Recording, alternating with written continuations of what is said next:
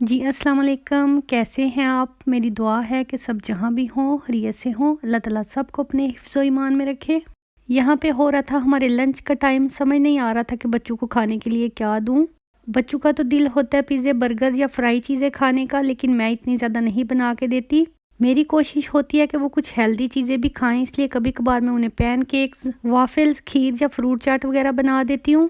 ये मोटे चावलों की खीर होती है, इसे हम यहाँ पे रीस ग्रोथ बोलते हैं। चूल्हे पे खीर अभी पक रही थी, सुबह के बर्तन रखे थे धोने के लिए, तो मैं साथ साथ वो भी धो रही हूँ। खीर के अंदर शुरू शुरू में चम्मच चलाना ज़रूरी था, इसलिए मैं पास खड़ी होकर चलाती रही। अब तकरीबन पकने पे आ गई है। फ्लेम चूँकि पहले हाई थी, इसलिए मुझे डर था कि कहीं लग न जाए। अब पकने पे आ गई है। फ्लेम को मैंने काफ़ी ज़्यादा लो कर दिया, इसलिए साथ साथ बर्तन धोने शुरू कर दिए। व्लॉग देर से डालने की मैं माजरत चाहती हूँ। मुझे पता है आप सभी इंतज़ार कर रहे होते हैं, लेकिन कभी कभार कुछ ऐसी मजबूरी आ जाती है या ऐसी परेशानी बन जाती है जिसकी वजह से सारे काम उसी तरह रखे के रखे रह जाते हैं। परेशानी की वजह ये थी कि पाकिस्तान में मेरे खाला के बेटे हैं, वो मेरे कज़न्स में से बड़े कज़न हैं। उन्हें भी एकदम से फालिज का अटैक आ गया, जिसकी वजह से काफ़ी परेशानी बन गई थी। उनका अटैक मेरी अम्मी जितना सख्त तो नहीं था, लेकिन फिर भी राइट साइड थोड़ी इफेक्ट हुई है। और ज़्यादा अजीब बात इस वजह से थी कि अभी उनकी उम्र भी इतनी ज़्यादा नहीं, वो तकरीबन 50+ हैं। उनके सारे बच्चे छोटे हैं, अभी एक बेटी की उन्होंने सिर्फ शादी की है। जब इस तरह की पाकिस्तान से कोई सैड न्यूज़ मिलती है तो दिल बहुत बैठ सा जाता है। सुबह के रखे बर्तन भी मैं इसी वजह से दोपहर को धो रही हूँ। ये चने रात को भिगोए थे, इन्हें भी उबालना था।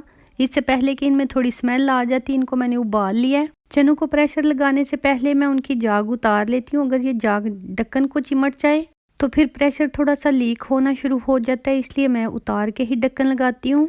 मैं आपसे रिक्वेस्ट करती हूँ, प्लीज़ आप सब दुआ करना कि जितने भी बीमार लोग हैं अल्लाह ताला उन्हें सेहत कामिला अता फरमाए। दिन के काम ख़त्म करके मैं पाकिस्तान फ़ोन करने लग गई थी। शाम के टाइम का खाना बनाना था, टाइम काफ़ी थोड़ा रह गया था, इसलिए जल्दी जल्दी से आलू अंडे पकाने लगी हूँ।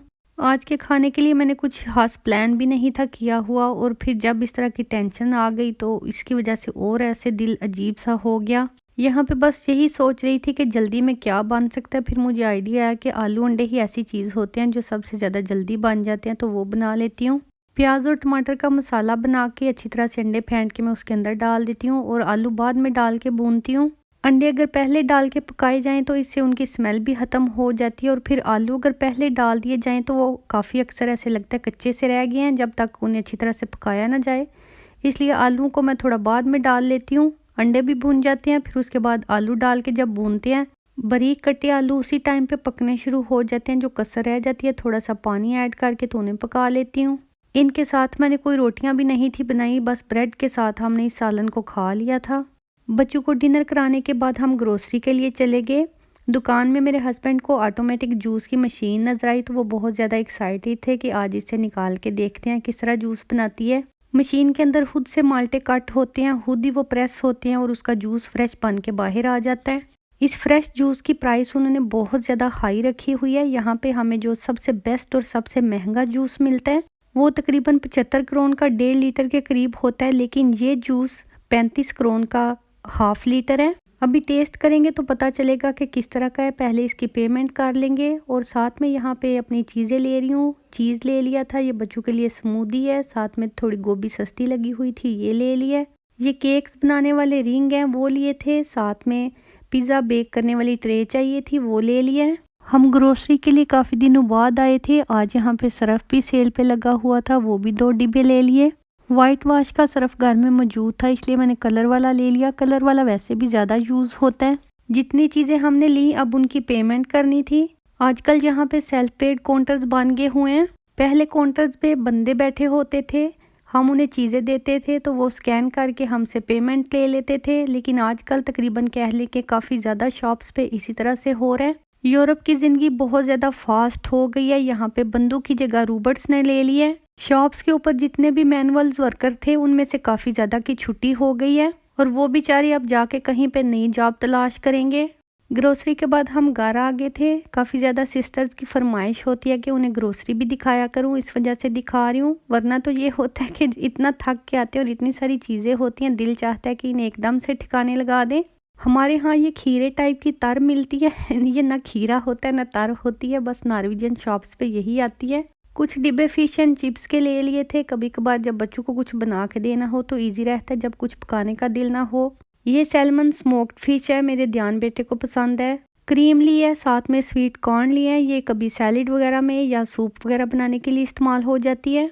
टूथपेस्ट ली, साथ में बच्चों के लिए स्मूदी ली, इसके अलावा गोभी ली। गोभी बच्चे तो कम ही खाते हैं, मैं और मेरे हस्बैंड कभी कभार पका के खा लेते हैं, फिर बच्चों को साथ में कुछ और बना देते हैं। ये थे आलू और साथ में थे माल्टे। चीज़ के 2 पैकेट्स हैं, ये वैल्यू प्राइस पे लगे हुए थे। साथ में हस्बैंड ने अपने लिए सोडा वाटर ले लिया। ये है बटर और इसके साथ में है पिज़्ज़ा डो बनाने का मैदा। इसके अंदर सारी चीज़ें ऐड होती हैं, बस पानी डाल के गूंदना होता है, इसलिए जल्दी डो बन जाती है। साथ में हस्बैंड ने अपने लिए चॉकलेट्स ले ली थी। ये चॉकलेट रास्पबेरी फ्लेवर के साथ है और दूसरी पेकान फ्लेवर के साथ थी। मेरे हस्बैंड को चॉकलेट्स बहुत ज़्यादा पसंद है। एक दफ़ा मैं उन्हें मजाक कर रही थी कि अगर आपको मिर्चों वाली चॉकलेट मिले तो आप वो भी खा जाएंगे, और यकीन करें कि कुछ ही देर बाद मार्केट में चिली वाली चॉकलेट आ गई। ये सिरके वाली खट्टी मीठी तार होती है, ये मुझे बहुत ज़्यादा टेस्टी लगती है, मैं अपने लिए लेके आई थी। साथ में ये स्पगेटी का पैकेट है, दूध लिया था और साथ में ली थी ब्रेड। अक्सर ब्रेड मैं 2-3 इकट्ठी ले आती हूँ, आज एक ही रह गई थी तो वो ले आई। ये वही केक्स के रिंग हैं, वो लिए थे। साथ में पिज़्ज़ा की ट्रे ली थी। कुछ चीज़ें चूँकि फ्रीज़र में रखनी थी, जब फ्रीज़र में रखने गई तो वहाँ पे ये कोफ्ते बनाए हुए थे, वो निकल आए। इन्हें भी समेटना था, इसलिए इन्हें अब मैं शॉपर में डाल के तो महफूज कर लूँगी। मुख्तलिफ इक़साम के कोफ्ते बना के रख लें तो फिर काफ़ी ज़्यादा आसानी रहती है। काफ़ी वैरायटी के साथ मुख्तलिफ तरीक़ों से इन्हें पकाया जा सकता है। कभी किसी चीज़ के साथ बना लेते हैं, कभी किसी चीज़ में डाल लेते हैं। इन्हें मैंने एक ही शॉपर में डाल लिया, जब पकाने होंगे तो निकाल के पका लूँगी। ये चने हैं जो सुबह उबाल के रखे थे, इनका पानी मैंने निकाल दिया था, अब ठंडे हो गए तो इन्हें भी महफूज कर रही हूँ।